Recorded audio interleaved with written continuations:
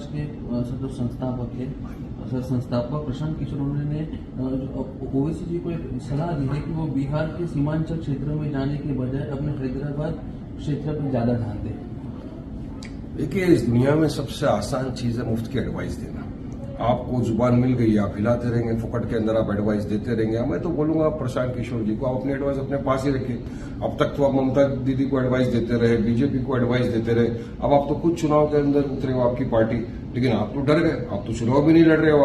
आपकी पार्टी के लोगों को लड़ा दिया आपने। और हमको कहां से लड़ना, कहां से नहीं लड़ना, ये तो हमको सब पता है ना। संविधान ने जितना अधिकार तुमको दिया है उतना अधिकार हमको भी है चुनाव लड़ने का। तो हम तो चुनाव लड़ेंगे और हमको यकीन है कि इस मरतबा इंशाल्लाह बिहार की जनता हमको दुआओं से मोहब्बत से नवाजेगी और हमको अच्छी जीत हासिल होगी। देखिए क्या हो गया, चाहे ये प्रशांत किशोर हो या चाहे आरजेडी हो, चाहे कांग्रेस हो, जो भी महागठबंधन की पार्टी हो या जेडीयू, इस तरफ ये सबके पेट में दर्द शुरू हो गया जब सबने देखा कि ओवैसी साहब की जो सीमांचल न्याय यात्रा निकली उसमें लाखों की तादाद में लोग खड़े हो गए, लाखों की तादाद में लोग जुड़े। तकरीबन हमने 41 से ज्यादा कॉर्नर मीटिंग और सभाएं कर दी और उसमें भी पब्लिक ही पब्लिक। हर कॉर्नर मीटिंग लगता था कि पब्लिक मीटिंग हो गई।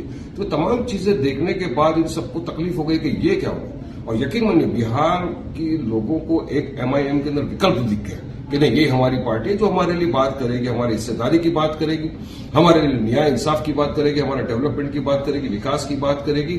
और हम यही बोलते हैं ना कि सीमांचल जो सबसे बड़ा पिछड़ा हुआ क्यों है पूरे देश के अंदर, बिहार में कितनी बार गए प्रशांत किशोर, उनको क्या पता है सीमांचल की हालत तो देखी होगी उन्होंने, क्यों नहीं बताते।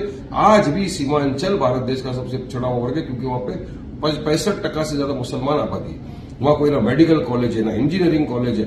एक बारिश आती है, बाढ़ आ जाता है, वहां पे पानी कीचड़ पूरा भर जाता है। इनको परवाह नहीं है। हम तो वहां काम करने गए, हमारी हिस्सेदारी की लड़ाई थी, तो आप हमको एडवाइस दे रहे। मैं आपको एडवाइस दूंगा कि आप तो लड़ना था ना, आप तो डर के भाग गए ना।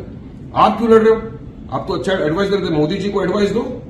क्यों गुजरात छोड़ के वाराणसी चले गए? इतने सारे यहां वहां जा रहे हैं तो उनको एडवाइस दो ना आप। लेकिन नहीं, ओवैसी साहब का नाम लिए बिना इनके पेट में पानी नहीं पचता और ओवैसी साहब का नाम लेकर इनको अपनी सियासत चमकाना। मगर ये डर और घबराहट का सीधा सीधा नमूना है, सबूत है कि आज वो इस तरह की बात कर रहे हैं। हम तो चुनाव लड़ेंगे, पूरी जनता का समर्थन हमारे साथ है।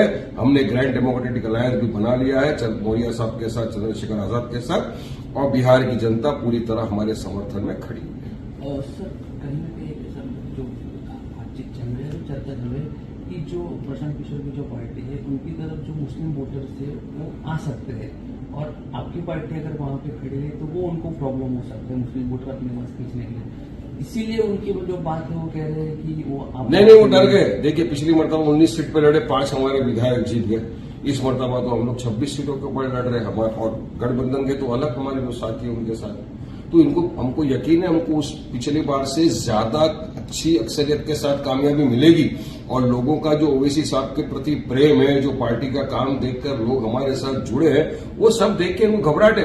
ये स्टेटमेंट इनकी घबराहट और भौखलाहट का नतीजा है जो इस तरह की ये बकवासबाजी कर रहे हैं, बिना मुफ्त की फुकट की एडवाइस देने की काम कर रहे हैं।